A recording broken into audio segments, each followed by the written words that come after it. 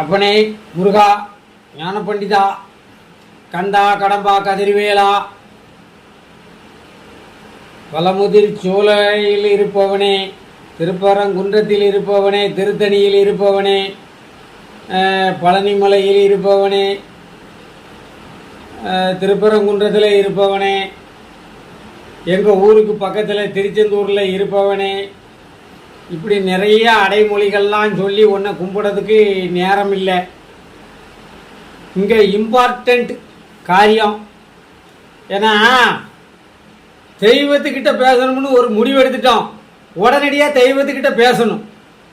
கொஞ்சம் time miss ஆனாலும் பெரிய பிரச்சனையாயிடும். நீ கிளம்பி போயிடுவ. ஏன்னா எப்போ பாரு நீ 2 பொண்டாட்டிக்காரன், ஒரு பொண்டாட்டி வச்சுருக்கேன். எனக்கே பல பிரச்சனை இருக்குது. ஒரு பொண்டாட்டி வச்சிருக்கிற எனக்கே பல பிரச்சனை இருக்குது. நீ 2 பொண்டாட்டி வச்சிருக்கிறவன் உனக்கு 1008 பிரச்சனை இருக்கும். நான் வீட்டை காக்கிறவன், நீ உலகத்தை காக்கிறவன். எம்பெருமானே முருகா, கொஞ்சம் இந்த ஏழையின் குரலுக்கு செவி சாய்ப்பாய் என்று நம்புகிறேன். எனது 2 தம்பிகள் வெளிநாட்டில் ரொம்ப கஷ்டப்பட்டுக்கிட்டு இருக்காங்க. அவங்களுக்கு ரொம்ப பிரச்சனை, அலுவலக பிரச்சனை. அந்த அலுவலக பிரச்சனையெல்லாம் தீர்த்து அவர்களுக்கு ஒரு சுமூகமான முடிவு ஏற்பட வேண்டும். அவர்கள் கம்பெனி சட்ட திட்டங்களுக்கு உட்பட்டு அதுவும் இவர்களுக்கு சாதகமாக முடிய வேண்டும் என்று வேண்டுகிறேன். மேலும் இந்த தாய்லாந்து பிரச்சனை, அந்த பிரச்சனை, இந்த பிரச்சனை, ஏகப்பட்ட பிரச்சனை நம்ம வச்சிருந்தோம். சரி, அந்த கோரிக்கையெல்லாம் பெண்டிங்கில் இருக்கு. நீ அதை சீக்கிரம் விரைவில் நிறைவேற்றி தந்துருவேன்னு நம்பிக்கையில் நான் இருக்கேன். இப்போ இடையில இப்போ 2 நாளாக நேற்று இன்னைக்கு ரோட்டில் போகிறேன் வாரேன்.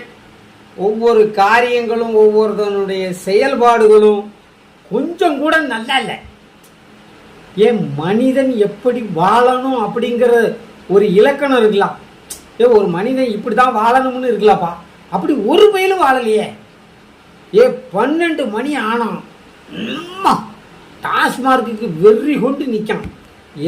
எவன் பைக்கு எந்த ஊருக்கு போகுது. இப்போ எங்கே அவர் கல்லிடைக்குறிச்சியில் ஒரு 7-8 கிலோமீட்டர் சரௌண்டிங்கில் டாஸ்மார்க்கு கடை இல்லை. கல்லிடைக்குறிச்சிலையும் டாஸ்மார்க்கு கடை இல்லை. உடனே கமாண்டில் சொல்லுவான், அப்போ பாஸ்கர் லாட்ஜில் பார் இருக்கலாம்ப்பா, நீ ஏன் பாருக்கு போகிற? வாழ்க்கையே பாராக கிடக்கு, இதில் நீ எதுக்கு பாருக்கு போகிற? ஒருத்தன் கமாண்டில் ஏற்கனவே நான் ஒரு வீடியோ போட்டிருந்தேன்.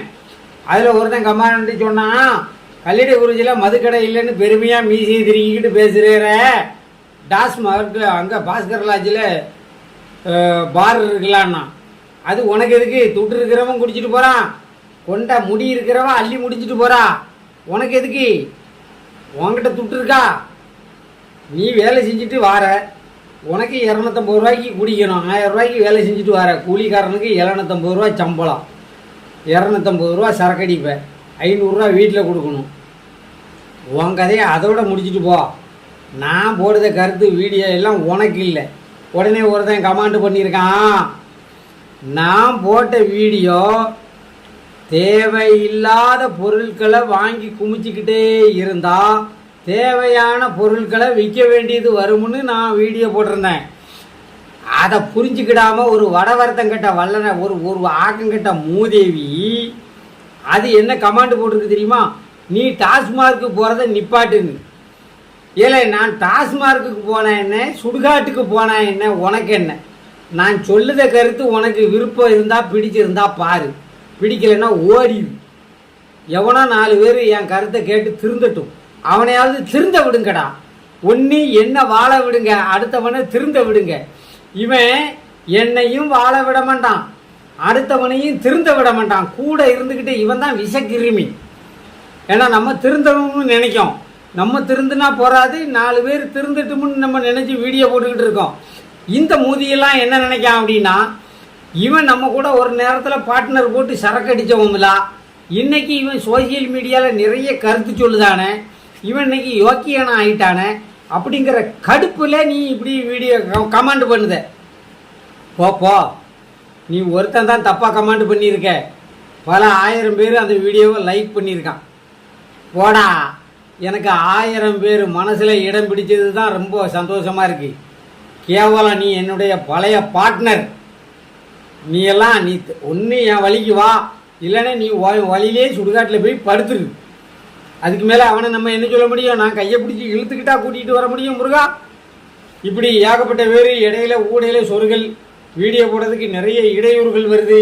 இந்த இடையூறுகளெல்லாம் நீங்கள் அதை கலைஞ்சி எனக்கு ஒரு நல்ல வழி காட்டணும்.